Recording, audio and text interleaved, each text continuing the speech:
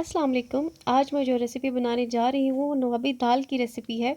और दाल को पकाना भी इतना आसान काम नहीं है जितना कि आम तौर पर समझा जाता है।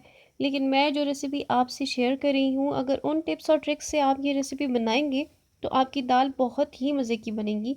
और यहाँ मैंने ले ली है आधा कप चने की दाल, आधा कप माश की दाल ली है और आधा कप मूंग की दाल ले ली है। इन तीनों दालों को मैंने पानी में भिगो दिया है। और जब दालें अच्छी तरह से भीग जाएं तो मैं इन्हें अच्छी तरह से धो लूँगी। चने की दाल को कम से कम मैंने 2 घंटे ज़रूर भिगो कर रखा है। ये अच्छी तरह से भीगी होनी चाहिए क्योंकि ये गलने में थोड़ा टाइम ले लेती है। लेकिन बेहतर यही है कि आप रात भर ये दाल भिगो दें तो अच्छी बात होगी। और बाकी दोनों दालें जो हैं इनको मैंने आधे आधे घंटे के लिए भिगो दिया था और ये अच्छी तरह से भीग भी गई हैं। लेकिन आप बेहतर ये है कि चने की दाल को रात को भिगो के रखें कि अच्छे से तभी भीगेगी। और बाकी दोनों दालें तो वैसे ही आधा घंटा भी भिगोए तो वो गलना शुरू हो जाएंगी। यहाँ मैंने देसी घी लिया है। देसी घी में दाल बहुत ही मज़े की बनती है। और घी गर्म हो गया है तो अब मैं इसमें 4 से 5 जवे लहसुन के चॉप करके डाल रही हूँ। यहाँ मैंने लहसुन को 2 मिनट तक फ्राई करना है, अच्छी तरह से फ्राई करना है ताकि इसका जो कच्चापन जो है वो ख़त्म हो जाए। और इसके बाद लहसुन को थोड़ा सा पक जाने के बाद मैं इसमें तीनों दालें शामिल कर दूंगी। दालों को लहसुन के साथ अच्छी तरह से फ्राई करूंगी। मिट्टी की हांडी में खाने का जायका ही बहुत अच्छा आता है। ये प्रेशर कुकर जैसा ही काम करती है और खाना दम पर 2 घूंट पानी के साथ भी बहुत अच्छी तरह से कुक हो जाता है। अब दाल की अच्छी तरह से भुनाई करूंगी ताकि दाल अच्छी तरह से घी और लहसुन के साथ भुन जाए। आप देखेंगे कि हांडी में दाल किस तरह की मज़े की और अच्छी तरह से गली हुई बनेगी। प्रेशर कुकर से भी अच्छा जायका देगी और दम में हांडी जो है हमारी वो तैयार हो जाएगी। अब यहाँ पे दाल की अच्छी तरह से भुनाई हो चुकी है और अब इसमें शामिल करी हूँ 1 बड़ी इलायची और 1 लौंग। और इस दाल की सबसे अच्छी खसूसियत ये है कि मैं इसमें तकरीबन पौना कप दूध डाल रही हूँ। जैसे कि दाल 1.5 कप है तो ज़्यादा दूध शामिल नहीं करूँगी। मैं इसमें दूध डाल रही हूँ और दूध डाल के इसमें उबाल आने का इंतज़ार करूँगी। अच्छी तरह से मिक्स कर रही हूँ और उबाल आने तक इसका वेट करूँगी। उबाल आने के बाद मैं इसमें नमक शामिल करूँगी क्योंकि नमक डालने से दूध के फटने का डर होता है, इसलिए उबाल आने के बाद इसमें नमक थोड़ा सा शामिल करूँगी। बाकी का नमक जो है वो दाल के पकने के बाद शामिल करूँगी, इसलिए नमक मैं अभी शामिल कर रही हूँ। देखिए दाल को दूध के साथ अच्छी तरह से उबाल आ गया है। और यहाँ साइड पे मैंने गर्म पानी रखा था, तो इसे गर्म पानी को कुकिंग के दौरान आप जब भी डालें तो गर्म पानी ही डालें, ठंडा पानी ना डालें क्योंकि इससे बिल्कुल जो है हांडी जो है ना उसका जायका सही नहीं आता। जब तक दाल 90% तक गल नहीं जाएगी तो हम इसमें पानी डालकर इसको ढक कर पकाएंगे। और पानी मैंने यहाँ पर 1.5 कप लिया है। दाल के हिसाब से 4 से मैंने 6 कप पानी इसमें डाला है और अच्छी तरह से मिक्स करके और मैं अब इसको ढक कर पकाऊंगी। और यहाँ दूसरी साइड पे मैंने पैन ले लिया है, एक छोटा पैन। और अब मैं इसमें इसका दाल का बघार जो है वो तैयार करूँगी।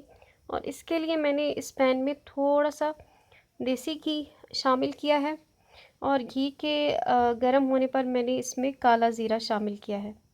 आधा चाय का चमचा ज़ीरा शामिल कर रही हूँ और 1 टुकड़ा दालचीनी का डाल रही हूँ। और अगर आपके पास काला ज़ीरा ना हो तो इसमें सफ़ेद ज़ीरा भी डाल सकते हैं। ज़ीरा ऑयल में अच्छा सा कड़कड़ा जाए और इसकी सौंधी सौंधी सी खुशबू आने लगे तो मैं इसमें ऑमलेट चॉप दरमियाने साइज़ की प्याज डाल रही हूँ और इसके साथ ही 4 से 5 लहसुन के जवे कुछ पहले डाल दिया था दाल को पकने के लिए और अब कुछ अब डाल रही हूँ।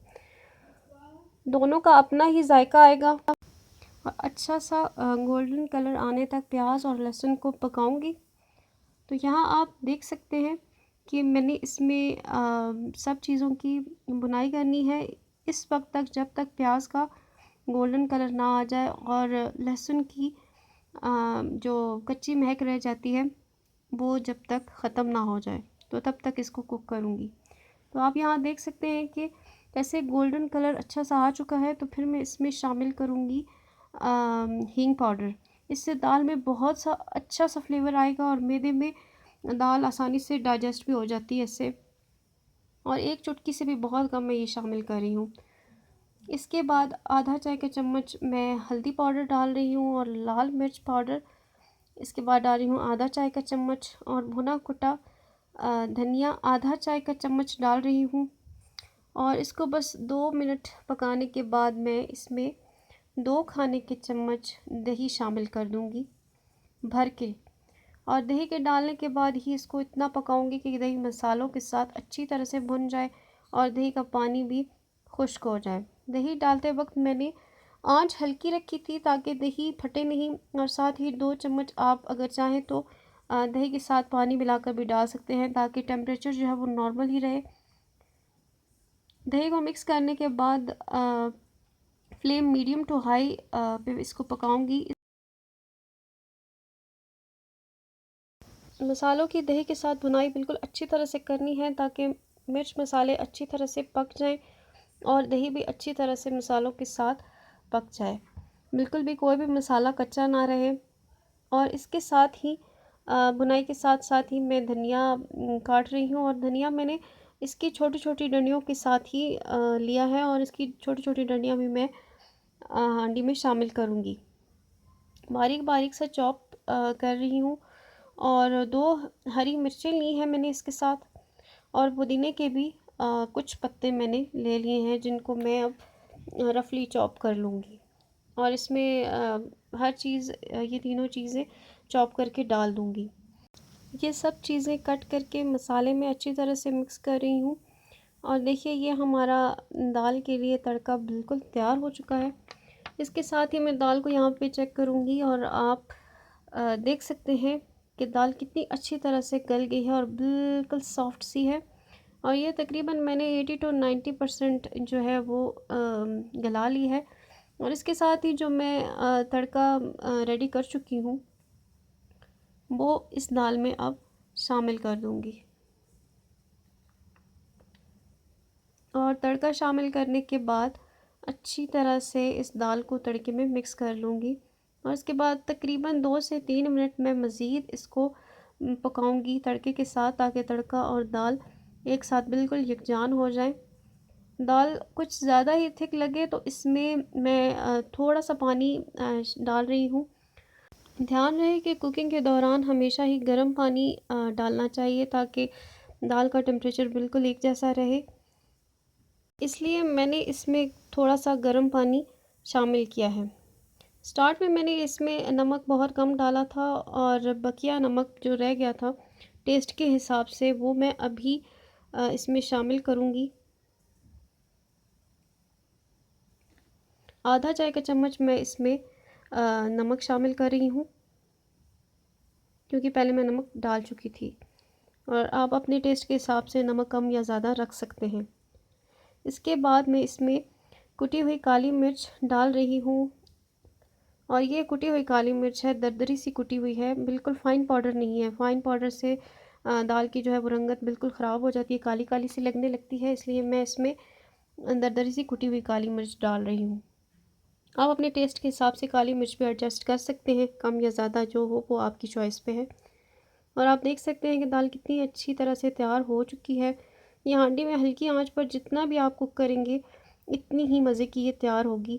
دال کے گلے ہوئے دانے بالکل دیکھیے آپ نظر آ رہے ہیں الگ الگ سے، اور اس کے بعد میں اس میں دیسی گھی شامل کر رہی ہوں 1 چمچ، کیونکہ یہ نوابی دال ہے اس لیے دیسی گھی کا ہونا تو اس میں لازمی بنتا ہے۔ اس کے بعد اس پہ دھنیا ڈال رہی ہوں کاٹ کے، اور جو بچی ہوئی کالی مرچ تھی وہ اس پہ میں ڈال رہی ہوں۔ آپ دیکھ سکتے ہیں کہ دال کتنی مزے کی اچھی طرح سے تیار ہوئی ہے، اور اس کی رنگت بھی بالکل جو ہے نا وہ نظر آ رہی ہے، کتنی اچھی تیار ہوئی ہے۔ اس کے بعد فرائے ہوئے پیاز اس پہ شامل کر رہی ہوں تاکہ فرائی ہوئے ہوئے پیازوں سے اس کا ٹیسٹ مزید اچھا آئے۔